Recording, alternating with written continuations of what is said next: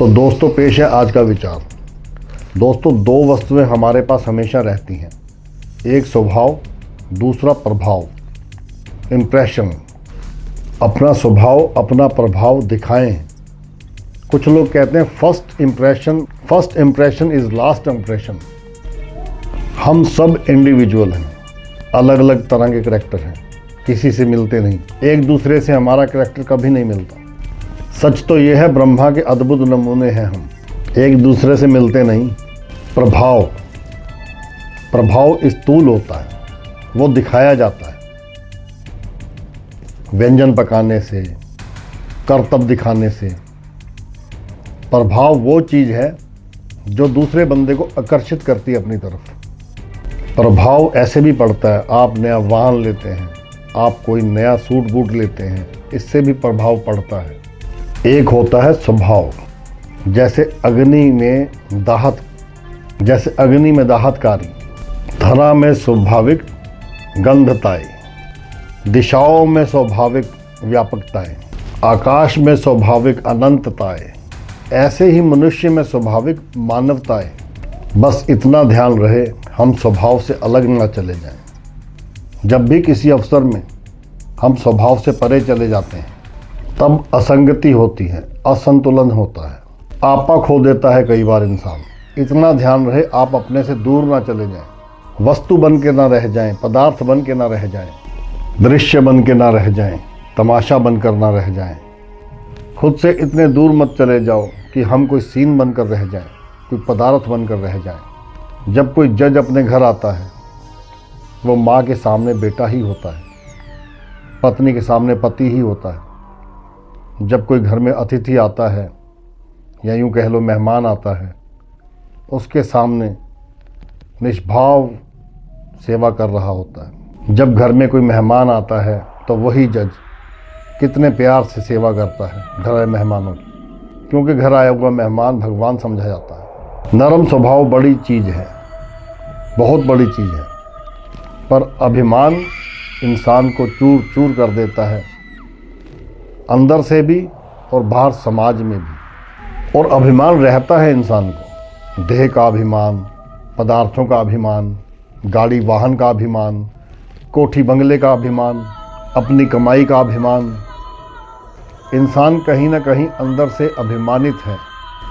अभिमान चैतन्य में नहीं होता, जो चेतना होती है ना इंसान की, उसमें अभिमान नहीं होता।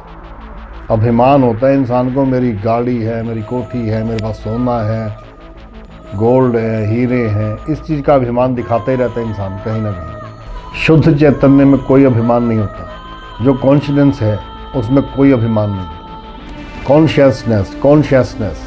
कॉन्शियसनेस में कोई अभिमान नहीं।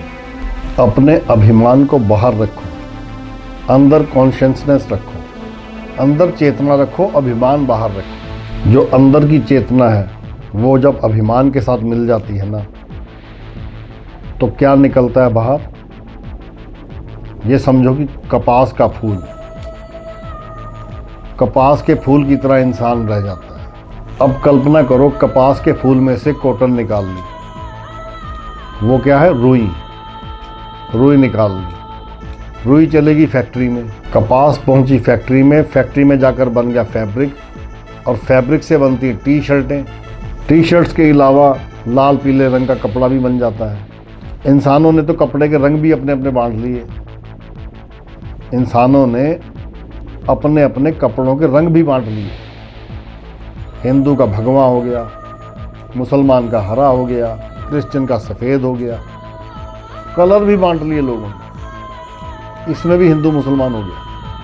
मान लो जहाँ पर कफन मिलता है, हम कभी अपने बच्चे को वहाँ पे नहीं भेजते, उस दुकान पर कभी नहीं भेजते कि वहाँ पे कफन मिलता है, वहाँ मत जाना, रोकते हैं उसको। वो है क्या?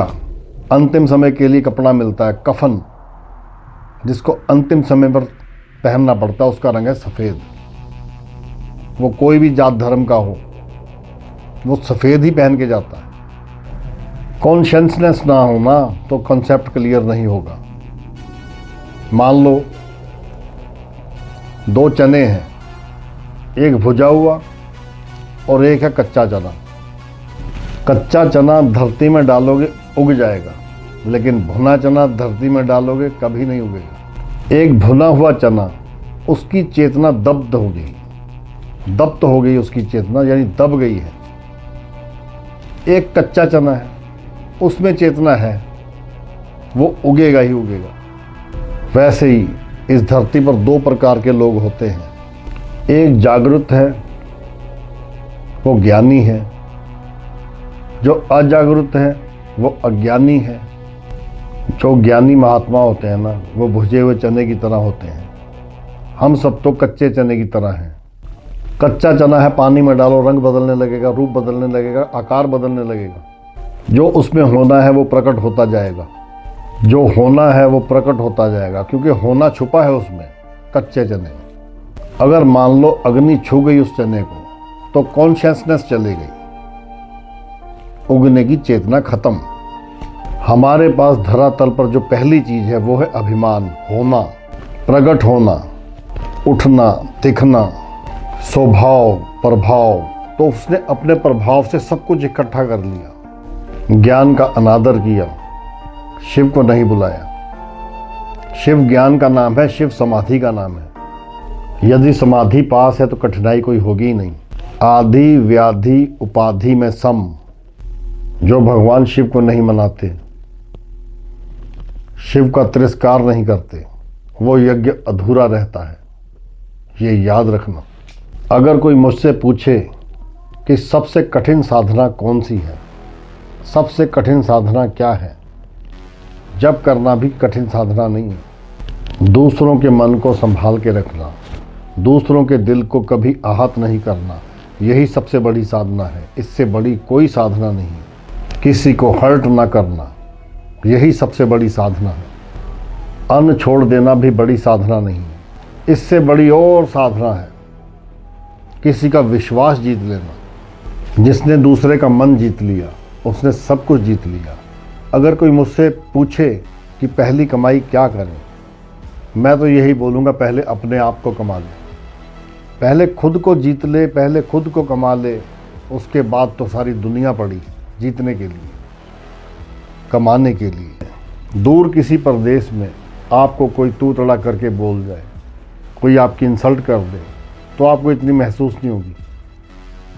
मैंने देखा लोगों को इमिग्रेशन की लाइन में लगे हुए एयरपोर्ट पे। वहाँ विदेशों में जाते हैं, छोटे छोटे प्रोटोकॉल का ध्यान रखते हैं, छोटी छोटी चीज़ों का ध्यान रखते हैं, कहीं गलती ना हो जाए।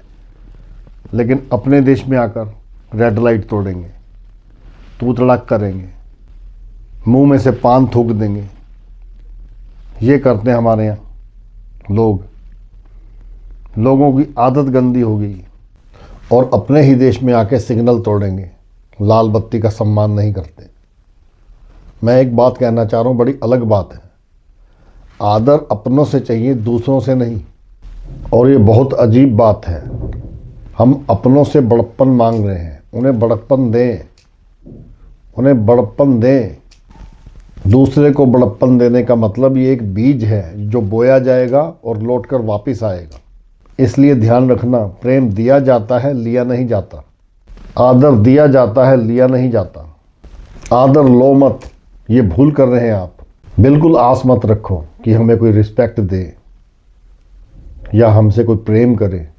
आप अपना एटीट्यूड चेंज कीजिए, आप बदलिए। भागवत एक बहुत खूबसूरत बात कहती है, अर्चना करो अर्चनीय बन जाओगे, आदर दो आदरणीय बन जाओगे, पूजा करो किसी की, आप खुद पूजनीय बन जाओगे। आप इस बीज को बोइए, ग्रो कीजिए इसको। ये तो फसल है, आप खुद पैदा करो।